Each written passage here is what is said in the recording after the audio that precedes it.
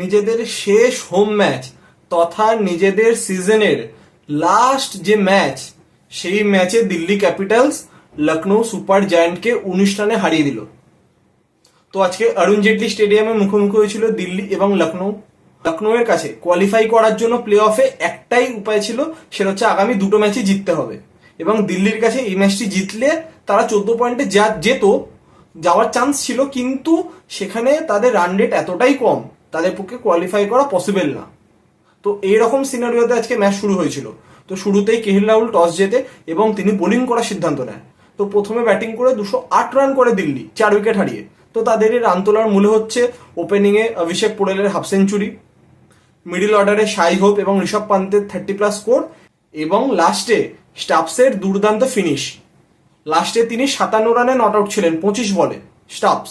তো শুরুতেই ব্যাটিং করতে নেমেছিল ফ্রাজের এবং অভিষেক পোড়েল। তো প্রথম ওভারেই আরশাদ খানের বলে 0 রানে আউট হয়ে যায় ফ্রাজের। তো তারপর নামে শাই হোপ।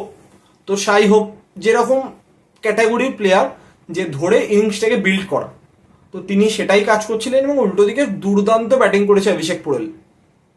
তো ফাইনালি তিনি হাফ সেঞ্চুরি করার পর যখন আউট হন, তো তখন নামে ঋষভ পান্ত। তো তারপর উল্টো দিক থেকে শাই হোপ আউট হয়। তো তারপর নামে স্টাফস। তো আজকে ঋষভ পান্ত সেরকম হাই ইন্টেন্টে ব্যাটিং করতে পারেনি। তো তিনি 30+ স্কোর করে যখন আউট হন, তো তখন লাস্টে নামে অক্ষর প্যাটেল। তো অক্ষর প্যাটেল নট আউট ছিল এবং উল্টো দিকে নট আউট ছিল স্টাফস। তার যে 57 রানের ইনিংসটি, তার জন্যই 208 অব্দি রানটা গেছিল, নইলে 180 থেকে 185 অব্দি রানটা যেত। তো আমরা যদি তাদের ব্যাটিং অর্ডারটা দেখি, ফ্রাজের 2 বলে 0, অভিষেক পোড়েল 33 বলে 58, শাই হোপ 27 বলে 38, ঋষভ পান্ত 23 বলে 33, স্টাফস 25 বলে 57 নট আউট, 3টি 4 4টি 6, স্ট্রাইক রেট 228, এবং অক্ষর প্যাটেল 10 বলে 14 রানে নট আউট। এবং বোলিংয়ে আরশাদ 3 ওভারে 45, 1টি উইকেট, মহসিন খান 4 ওভারে 29, কোনো উইকেট পায়নি, যুদ্ধবীর সিং 2 ওভারে 28, নবীনুল হক 4 ওভারে 51, 2 উইকেট, রবি বিষ্ণই 4 ওভারে 26, 1 উইকেট, কুনাল পান্ডিয়া 2 ওভারে 20 এবং দীপক হুডা 1 ওভারে 9। তো 208 রানে 4 উইকেটে শেষ হয়ে যায় দিল্লির ইনিংস। তো লখনৌকে জিততে গেলে করতে হতো 209। তো তাদেরও ওপেনিং করতে নেমে কেএল রাহুল এবং কুইন্টন ডিকক। কিন্তু দিল্লির হয়ে অ্যাজ আ ইম্প্যাক্ট প্লেয়ার নামে ঈশান্ত শর্মা অভিষেক পোড়েলের জায়গাতে, এবং তিনি যে স্পেলটা করেছেন, ওপেনিং স্পেল দুর্দান্ত।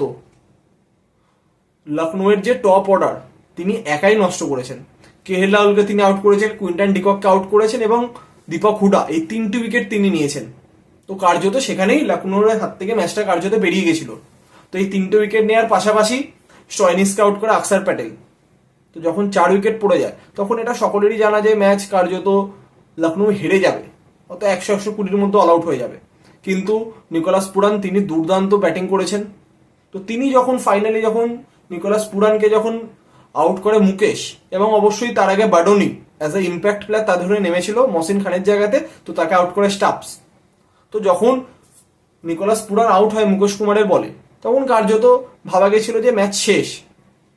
কিন্তু সেই জায়গাতে আরশাদ খান তিনি যেভাবে হাফ সেঞ্চুরি করেন, তিনি 58 রানে একটি খুব ভাইটাল ইনিংস খেলেছেন।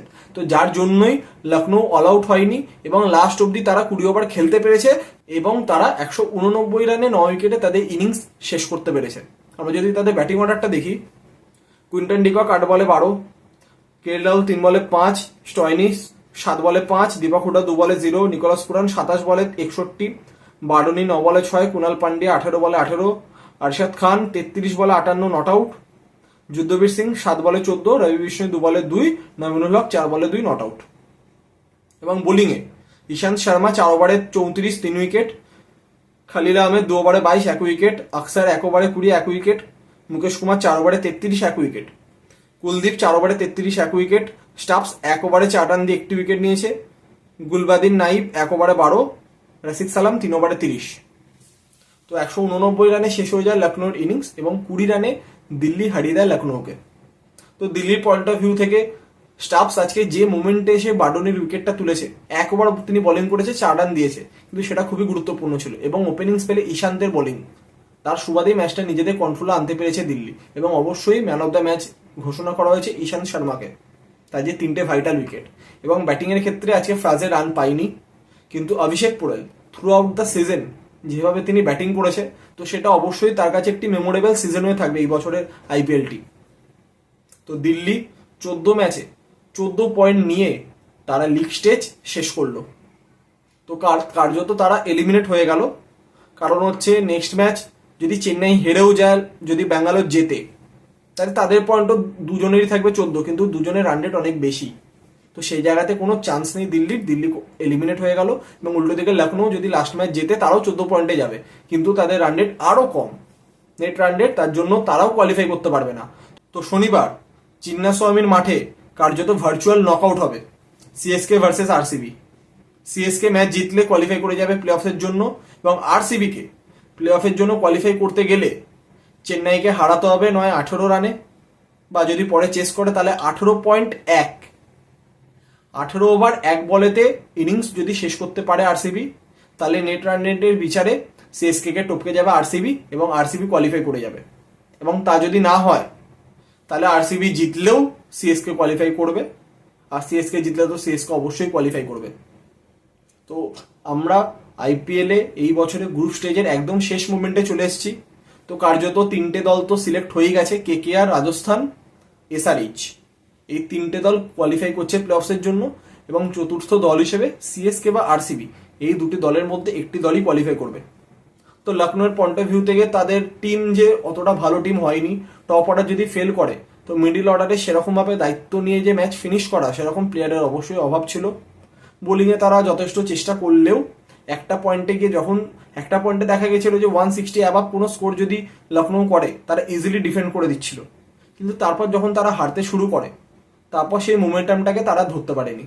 তো তারা অবশ্যই চাইবে নিজেদের যে ভুল ত্রুটি শুধরে লাস্ট ম্যাচটি ভালোভাবে খেলে সিজনটা শেষ করতে, এবং নেক্সট সিজনে ভালো টিম করতে, কারণ নেক্সট বছর মেগা অকশন হবে।